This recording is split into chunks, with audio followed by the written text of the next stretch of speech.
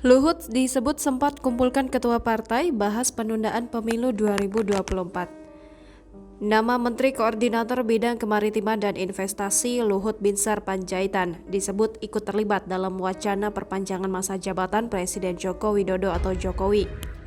Menurut laporan majalah Tempo edisi 5 Maret 2022, 7 petinggi partai politik koalisi pemerintah mengatakan Luhut menggelar pertemuan dengan beberapa ketua umum partai dalam waktu yang berbeda. Pertemuan ini digelar sebelum usul penundaan pemilu 2024 digulirkan pada akhir Februari 2022. Mereka yang dipanggil oleh Luhut antara lain Ketua Umum Partai Kebangkitan Bangsa, Muhaimin Iskandar, Ketua Umum Golkar Airlangga Hartarto, dan Ketua Umum Partai Amanat Nasional Zulkifli Hasan. Dalam pertemuan itu, Luhut meminta Ketua Umum Partai menyuarakan perpanjangan masa jabatan Presiden Jokowi dan penundaan pemilu 2024. Namun, Wakil Ketua Umum PKB Jazilul Fawaid membantah jika Muhaimin Iskandar disebut mendapat perintah dari Luhut. Zulkifli Hasan juga membantah bertemu dengan Luhut dan melakukan pembahasan tersebut.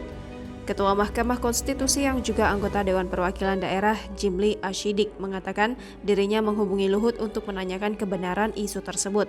Namun, Purnawirawan Jenderal Bintang 3 itu membantah disebut memberi perintah ihwal penundaan pemilu 2024. Menurut Jimli, Luhut mengatakan penundaan pemilu semestinya menjadi urusan Menteri Koordinator Politik, Hukum dan Keamanan Mahfud MD, jika memang serius hendak dijalankan. Sementara itu, pihak Luhut belum merespon pertanyaan soal pertemuan dengan Ketua Umum Partai dan rencana perpanjangan masa jabatan Presiden. Namun, juru bicara Luhut, Jody Mahardi, tidak membantah jika bosnya disebut berkomunikasi dengan para pemimpin partai politik. Ia mengatakan Luhut bisa mendiskusikan berbagai isu kebangsaan dengan tokoh partai. Jangan lupa subscribe, share, komen, dan like ya!